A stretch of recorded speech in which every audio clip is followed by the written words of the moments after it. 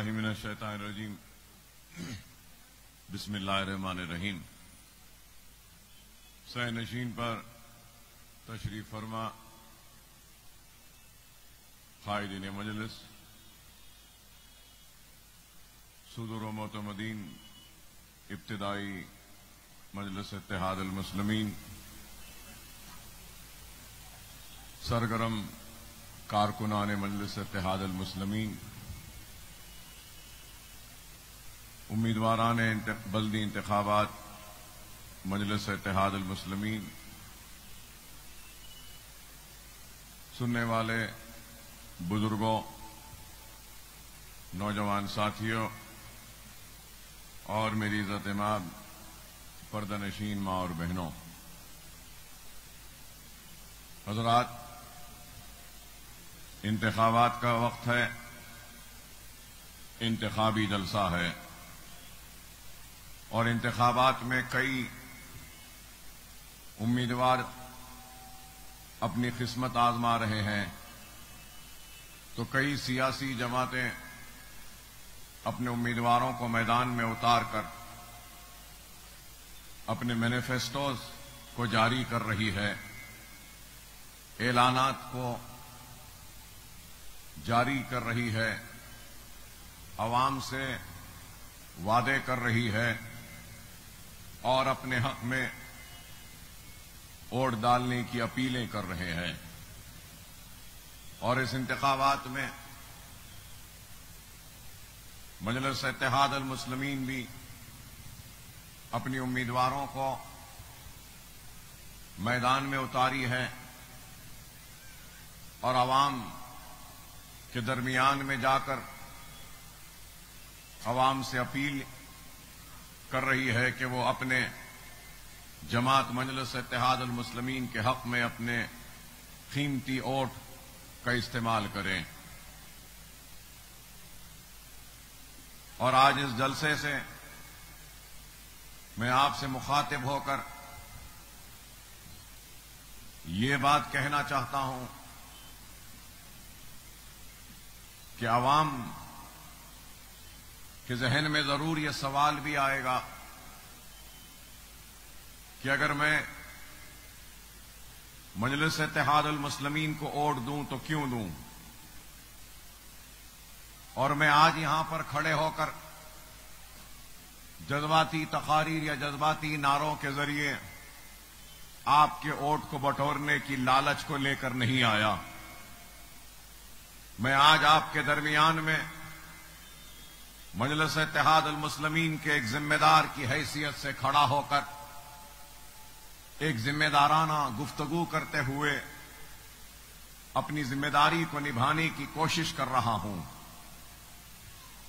और ये बात अज़हर मिन शम्स है कि मजलिस इत्तेहाद अल मुस्लिमीन कोई तारुफ की मोहताज जमात नहीं। मजलिस इत्तेहाद अल मुस्लिमीन आपके लिए कोई नई नहीं। मजलिस इत्तेहाद अल मुस्लिमीन ये पहला इंतखाब नहीं लड़ रही है।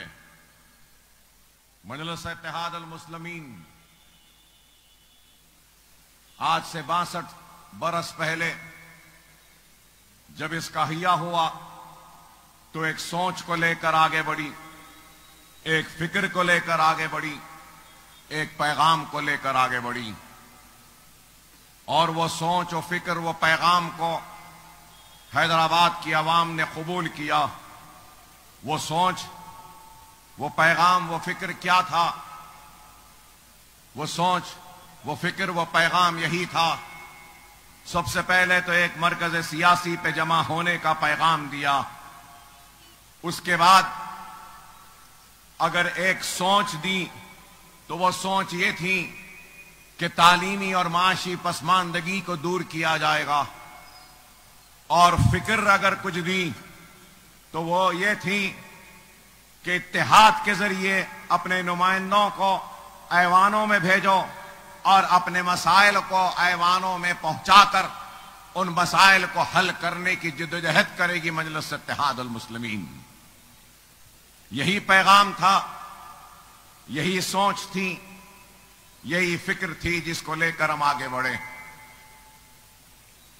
और दुनिया बखूबी वाकिफ है कि मजलिस इत्तेहाद अल मुस्लिमीन ने मरकज सियासी पे मुनज़्ज़म मुत्तहद होने का जो पैगाम दिया था, इस पैगाम को अवाम ने कबूल किया और एक मरकज सियासी पे जमा होते गए।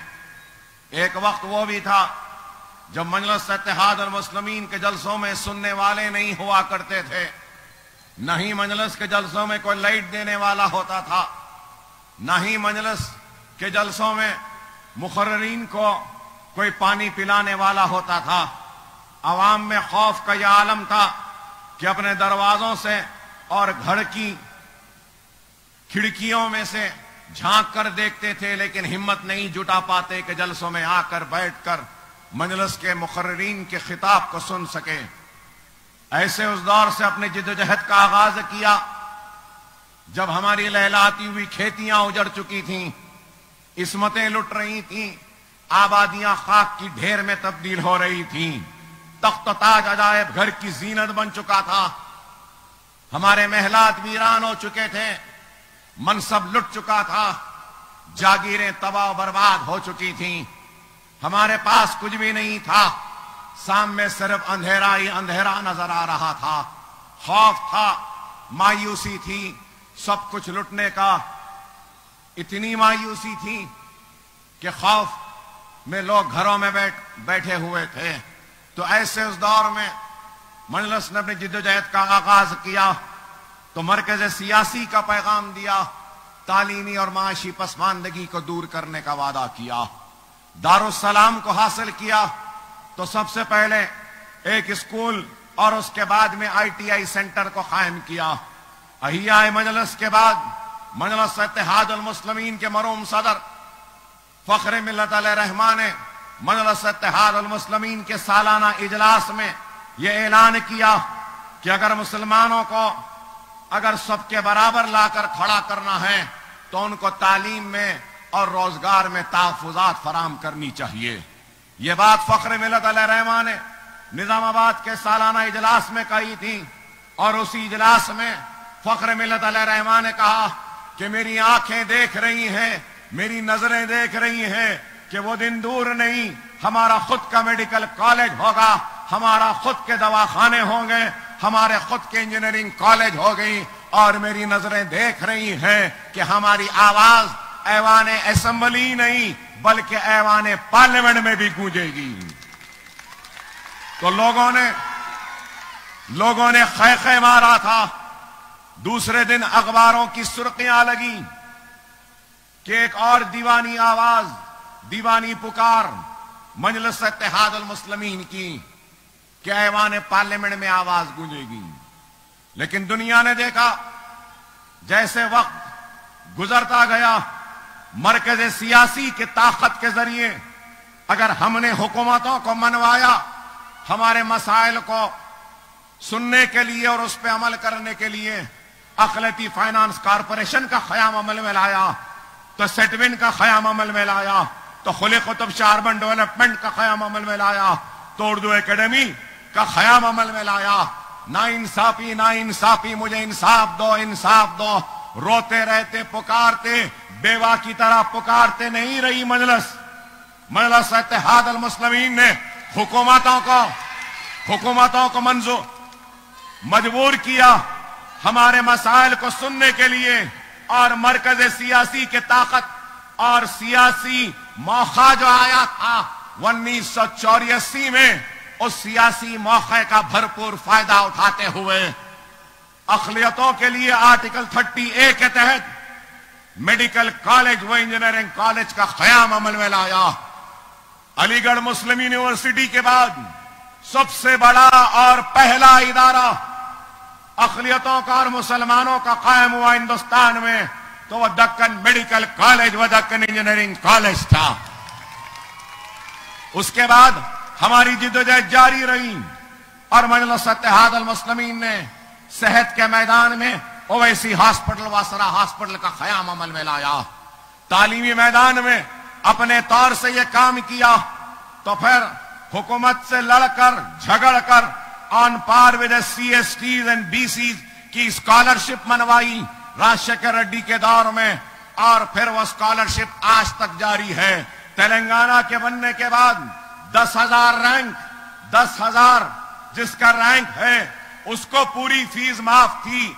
10,000 के बाद उसको आधी फीस दी जा रही थी, पूरी फीस नहीं। आधी फीस गवर्नमेंट और आधी फीस अपने खुद से जेब से भरना पड़ता था।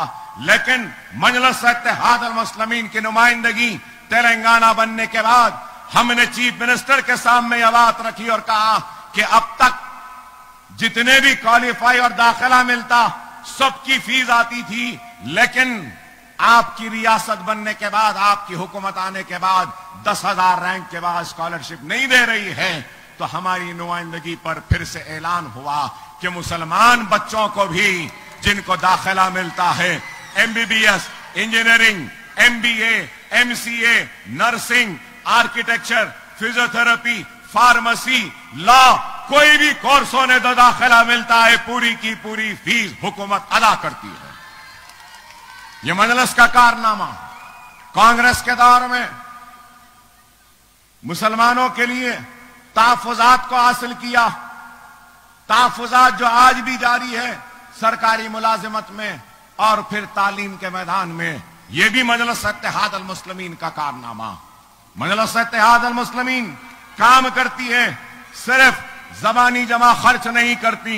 अगर आज अकबरुद्दीन ओवैसी यहां खड़े होकर तकरीर कर रहा है और आपसे वोट के लिए अपील कर रहा है, तो वो अपील करने का हक रखता हूं, क्योंकि आपके हर दुख में आपके दरमियान में रहती है मजलिस, आपके दर्द में आपके दरमियान में रहती है, आपके जरूरत में आपके दरमियान रहती है, फिसादात में, कर्फ्यू में आपके दरमियान में रहती है, तो कोविड कोरोना में आपके दरमियान में रहती है, बारिश पड़ती है तो आपके दरमियान में रहती है, तूफान आता है तो आपके दरमियान रहती है, सैलाब आता है तो आपके दरमियान में रहती है, कोई बेवा फरियाद के लिए आता है तो आपके दरमियान में रहती है, कोई यतीम आता है तो उसके लिए भी मदद के लिए दरमियान रहती है। क्या कोई है? बता दो, कोई है जो अपनी आवाम के लिए 24 घंटे दस्तयाब रहता है? तो वह मजलिस इत्तेहाद अल मुस्लिमीन है। जुमे के दिन को छोड़कर इतवार, पीर, मंगल, चारशंबा, जुमेरात और हफ्ते के दिन दारुस्सलाम में 11 बजे से 2 बजे तक बैठने वाली क़यादत, MLA, कारपोरेटर्स का नाम भी मजलिस इत्तेहाद अल मुस्लिमीन है।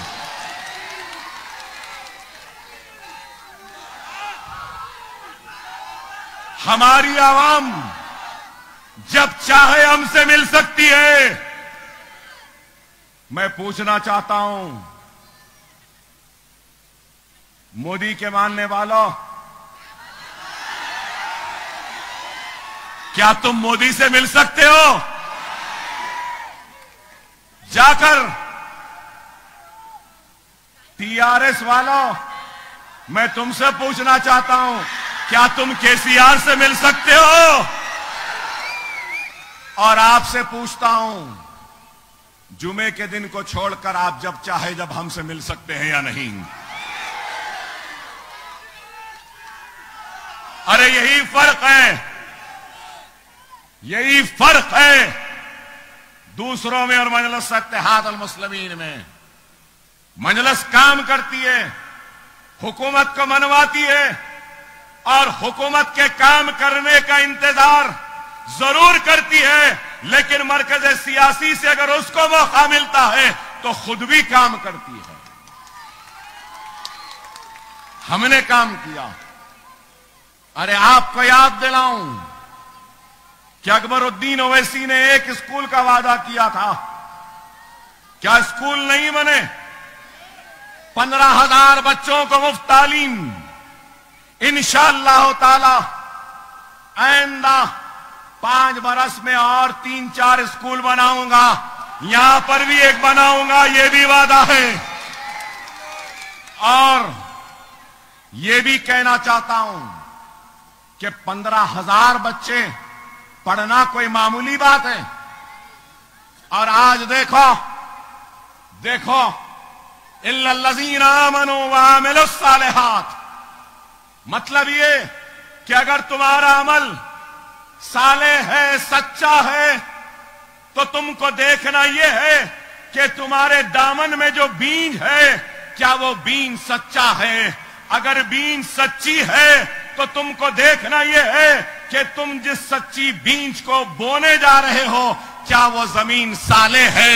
अगर बीज सच्ची है और जमीन सालेह है तो अल्लाह खुद अपने रहमत के बादलों को बरसाएगा और सच्ची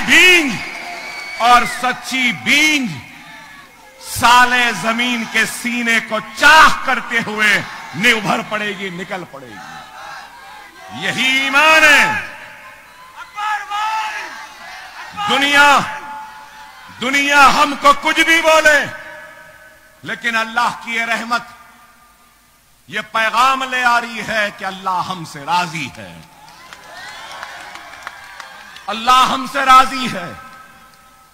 लोगों ने कहा बारिश आई, तूफान आया, अब के मजलिस बदनाम हो गई, मजलिस कमजोर हो गई, लेकिन तूफानों का रुख मोड़ने वालों का नाम मजलिस इत्तेहाद अल मुस्लिमीन है।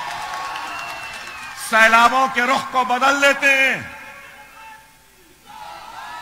हम खुद अपने आप में एक सैलाब है, हम खुद अपने आप में तूफान है जो अपना रास्ता खुद बनाते हैं, और हमारे रास्ते में जो आता है हम उसको बख्शते नहीं हैं।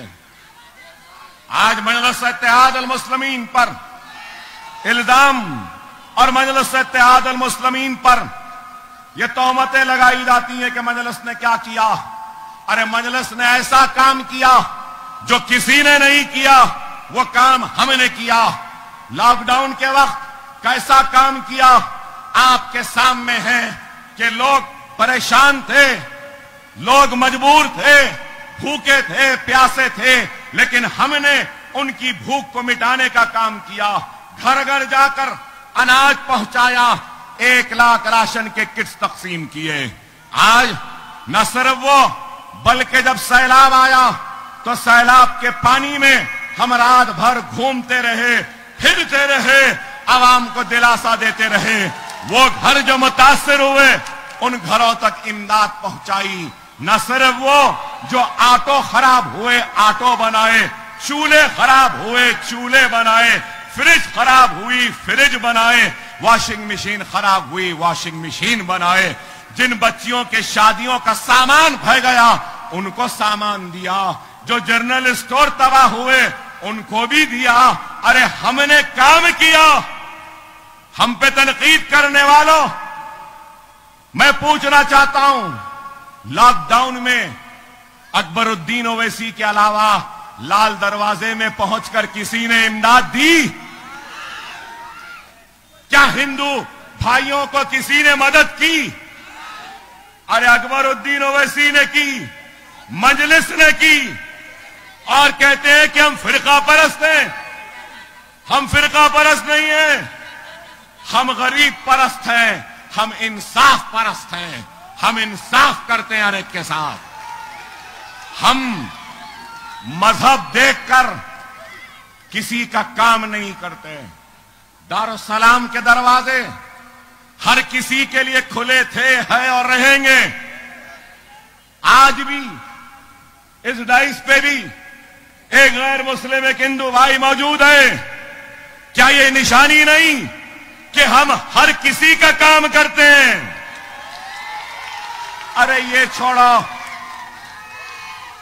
बड़ी बड़ी बातें करते हैं। तेलंगाना का सबसे बड़ा त्योहार, महाकाली का त्योहार, बोनालू त्योहार, 120 गज पे मंदिर है। वहां मंदिर के ट्रस्ट वाले सारे हिंदू लोग मेरे पास आए और बोले, अकबर साहब हम बीजेपी के पास गए, वो हमारा काम नहीं कराए। हम कांग्रेस का साथ दिए, वो काम नहीं कराए।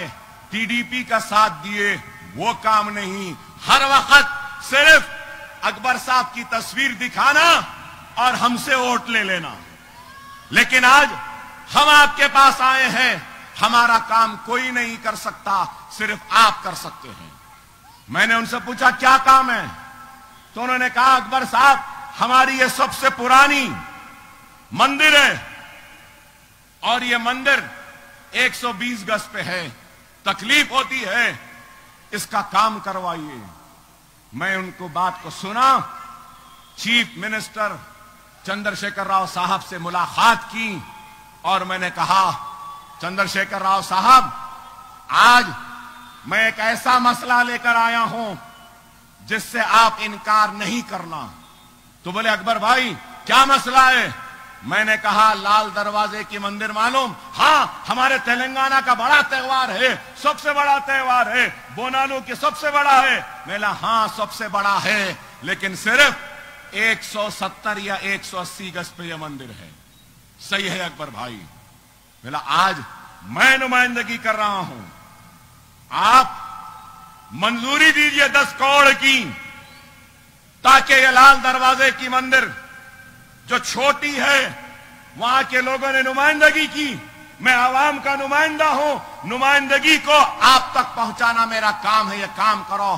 तो उन्होंने कहा अकबर भाई आप बोल रहे हैं, मैं ये काम बिल्कुल मंजूर करता हूं, और 10 करोड़ रुपये फौरन मंजूर किए उस लाल दरवाजे की मंदिर को बड़ा करने के लिए। फिर मैंने उनसे कहा केसीआर साहब आप मंदिर को दे रहे हैं, मस्जिद को भी दीजिए। तो उन्होंने कहा अकबर भाई कौन सी मस्जिद?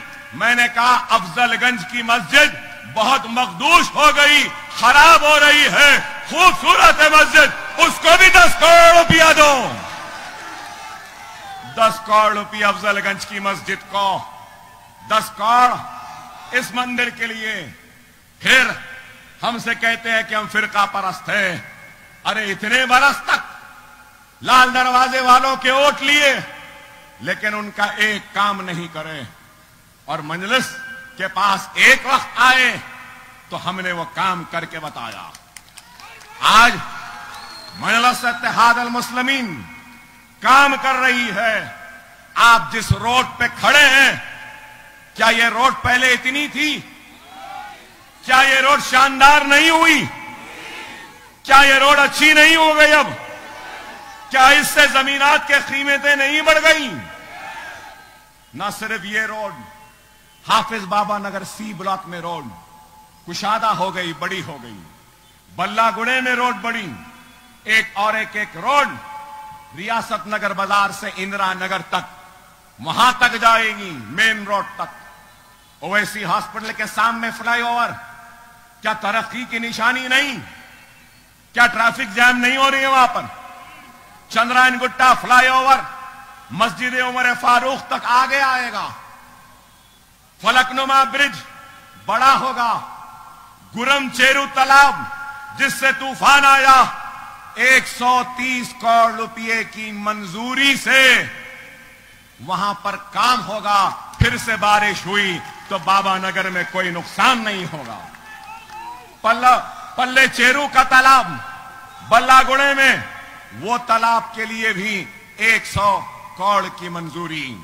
चंद्रायन गुट्टे में बहुत सारे गलियां हैं बल्लागुड़े में जहां पानी नहीं, उन पानी की लाइंस के लिए 20 करोड़ की मंजूरी। पानी की टाकी डिफेंस में आई, एक और टाकी बल्लागुड़े में आ रही है। चंद्रायन गुट्टे में कितने पानी के टाकियां हैं? बालापुर की टाकी, सीआरपीएफ की टाकी, ये रियासत नगर की टाकी, बल्लागुड़े की टाकी, सलाला की टाकी, बाबा नगर की टाकी, और भी टाकियां बन रही हैं पानी की, कोई कमी न हो। इलेक्ट्रिकल सब स्टेशन आ रहे हैं। क्या इतना काम कहीं हो रहा है? रोज बड़ी हो रही हैं, लेकिन फिर भी मजलिस पर इल्जाम, अरे हम काम के नाम पर वोट मांगते हैं, काम की वजह से हम आवाम के दिलों में हैं, हम सिर्फ जबानी जमा खर्च नहीं करते। अरे आज अकबरुद्दीन ओवैसी को बदनाम करने के लिए मीडिया प्रोपेगेंडे चला रहा है। अरे उस मीडिया से कहूंगा, अगर कभी फुर्सत है तो आकर देख लो मेरे स्कूलों को, बता दो बीजेपी में कोई एक एमएलए है जो एक स्कूल बनाया, कोई टीआरएस में एक स्कूल बनाया। अरे हम हैं जो तालीम के लिए काम कर रहे हैं और एक एक स्कूल का संग बुनियाद रखा। तो कहां पर?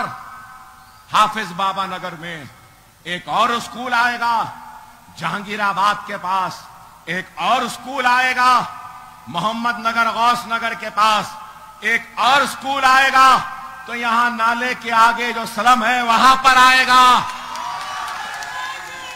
तुम मुझे फिरका परस्त कहते हो ना, अल्लाह ने चाहा तो लाल दरवाजे में भी एक स्कूल बना के दे दूंगा तुमको भी पढ़ने के लिए। अरे ये दिल है हमारा, लेकिन तुम सिर्फ मजलिस पे तनकीद, ऐसा बोले वैसा बोले, ऐसा करे वैसा करे। अरे सिर्फ बोलते नहीं हैं, हम करके भी बताते हैं। हम किसी से डरने या घबराने वाले में से नहीं हैं। ऐवान असेंबली में आपने देखा कि किस जुर्रतमंदी के साथ, बेबाकी के साथ हम आपके मसाइल की तर्जुमानी करते हैं। ऐवान असेंबली में बगैर डरे बड़े, बगैर घबराए हम काम करते हैं। अनीसुल गुरबा की जमीन किसने हासिल की? हमने हासिल की। दरगाह बाराने शाह साहब कर इतना बड़ा कॉम्प्लेक्स बन रहा है, किसने? हमने। फकीर मुल्ला के कब्रिस्तान की जमीन किसने हासिल की? हमने हासिल की। कोविड के वक्त 400 से जायद कोविड मरीजों की तदफीन का इंतजाम फकीर मुल्ला की उस महेश्वरम के उस कब्रिस्तान में हमने करवाया। क्या किसी और ने करवाया? अरे ये छोड़ो, सबसे बड़ा मेरी जिंदगी का अगर कोई काम मैं कहूंगा स्कॉलरशिप के बाद अगर कुछ है, तो हुकूमत ने ऐलान किया कि जितने भी नोटराइज डॉक्यूमेंट रहेंगे उनको रजिस्टर्ड डॉक्यूमेंट की तरह ट्रीट किया जाएगा। क्या यह बड़ा काम नहीं है? क्या नहीं है बताओ? कई घर है नोटराइज डॉक्यूमेंट पर है, कर्ज नहीं ले सकते, बैंक में जाके देकर कोई इमदाद नहीं ले सकते, लेकिन चीफ मिनिस्टर से हमने मनवाया। असेंबली में कहा कि हां अकबर साहब आप बहुत सही बात बोले, नोटराइज डॉक्यूमेंट को रजिस्टर्ड डॉक्यूमेंट की तरह ट्रीट करेंगे। क्या यह काम नहीं? क्या यह कारनामा नहीं? अरे आज लोग इल्जाम लगाते हैं सेक्रेटेरिएट की मसाजिदें शहीद हुई। क्या असेंबली में और असेंबली से पहले बैरिस्टर असदुद्दीन ओवैसी की क़यादत में सारे उलमाए मशाइखीन गए? तो क्या चीफ मिनिस्टर ने वादा नहीं किया कि मसाजिदों को उसी मुकाम पर बनाऊंगा? मस्जिदें तो छोटी थी, लेकिन आज 1400-1500 गज पर 2 आलीशान मस्जिदें तामीर होने वाली हैं और होकर रहेंगी। लोग बोलते हैं कि मस्जिद का संगे बुनियाद नहीं हुआ। हां नहीं हुआ। कैसे हालात थे? कोविड था, कोविड खत्म नहीं हुआ कि सैलाब तूफान आया। अरे बेफिक्र रहो, मजलिस है, अकबर ओवैसी है, मस्जिद वही बनेगी इंशाअल्लाह। बताऊंगा, चीफ मिनिस्टर साहब ने मुझसे कहा अकबर भाई आप बनाओ नक्शा। अल्हम्दुलिल्लाह मस्जिद का नक्शा, मस्जिद की डिजाइनिंग और मस्जिद का एलिवेशन बन चुका है। इतनी खूबसूरत मस्जिद है कि देखने वाले देखकर बोलेंगे कि क्या खूबसूरत अल्लाह का घर बनाया है। यह भी काम हमने किया। अरे अल्लाह हमसे ले रहा है, अल्लाह राजी है और अल्लाह काम ले रहा है, तो आज इनको अच्छा नहीं दिखता। अरे मैं उन लोगों के बारे में कुछ कहना नहीं चाहता आज जिनका हमारी रियासत में कोई वजूद नहीं है। आप बोलेंगे कौन? चाय वालों का वजूद नहीं है, बोलने की जरूरत भी नहीं है। फकीर का गुस्सा फकीर की झोली में, कोई तबसरा करने की जरूरत नहीं है। तुम कितना भी जोर लगा लो, तुम्हारी लहर कितना भी चल लो, लेकिन अल्लाह और उसके रसूल का फजल करम है, अल्लाह का करम है, नबी करीम सल्लल्लाहु अलैहि वसल्लम का सदका है, औलिया अल्लाह की दुआएं हैं, बुजुर्गों की दुआएं हैं। ये नौजवानों की जुर्रत है कि किसी की लहर, कोई भी लहर मूसा नदी के इस पार आ ही नहीं सकती। बड़े बड़े आए, मायूस लौट कर गए। अब इनका क्या है, इनकी हैसियत क्या, इनके बारे में बोलूं क्या? अरे इनके बाप को हम बोलते हैं तो ये लौंडे पोटों को क्या बोलेंगे? छोड़ो इनको, वक्त बताएगा कि मजलिस क्या है। बहुत भोगते हैं, हाँ कोई बड़ा जाता है तो छोटे छोटे तो भोगते हैं। अब भोगने वाले कौन हैं मैं कहना नहीं चाहता, आप जानते हैं। हर भोगने वाले को हुड़ हाड़ नहीं कहते, भोगता है भोगने दो बोलते हैं। हम भी भोगने वालों का जवाब नहीं देंगे, वक्त देगा, ये नौजवान देंगे, ये बुजुर्ग देंगे।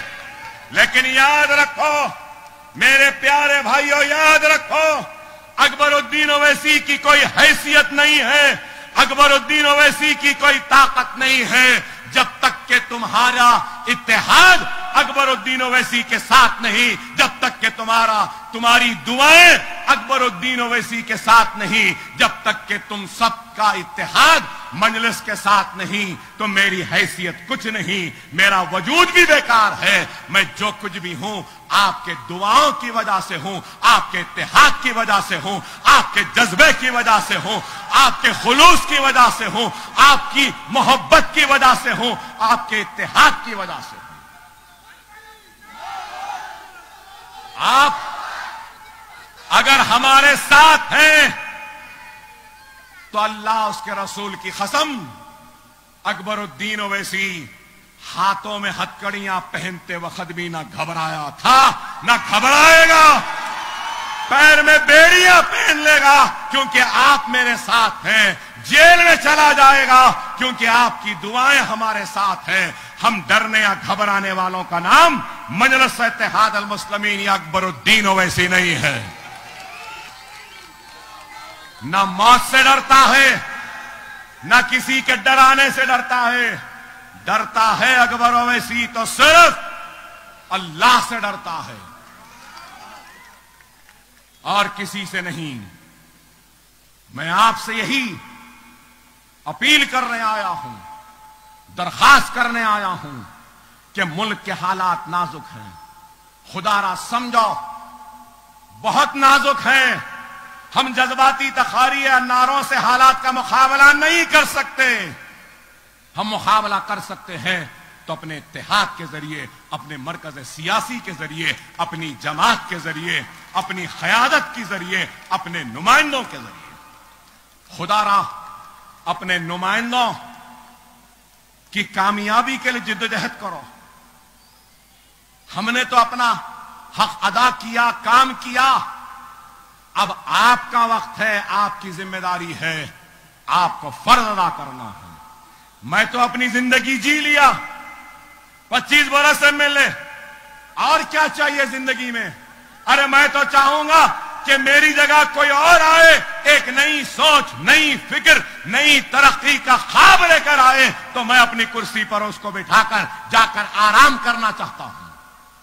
लेकिन मुझे फिक्र है तो आने वाली नस्ल की फिक्र है, क्योंकि मुल्क के हालात बड़े नाजुक है।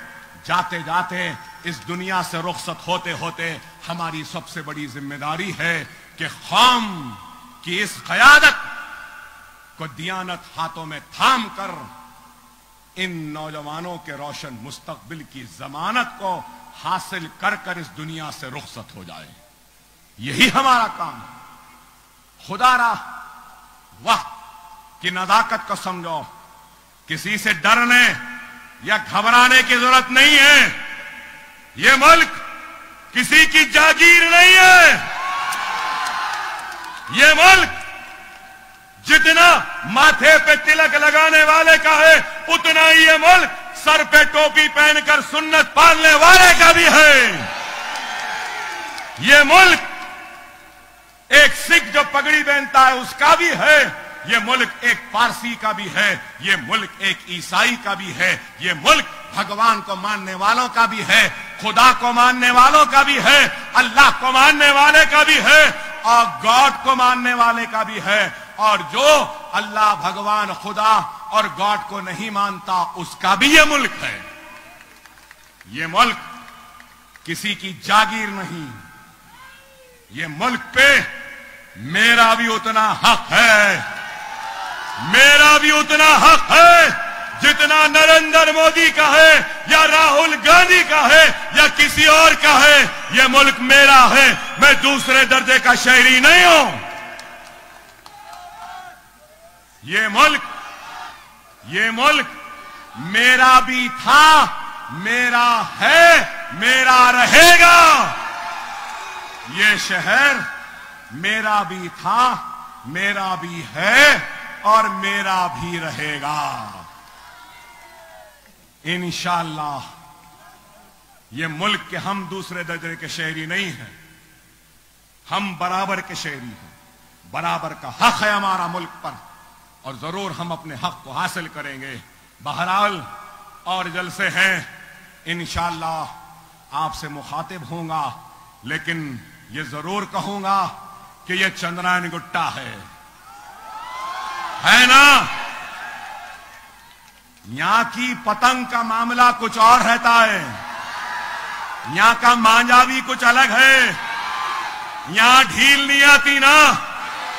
अकबर ओवैसी को ढील देना नहीं आता, सिर्फ मांझा जबरदस्त सूतना आता है, नीचे गौता मारना और दबा के खींचना आता है।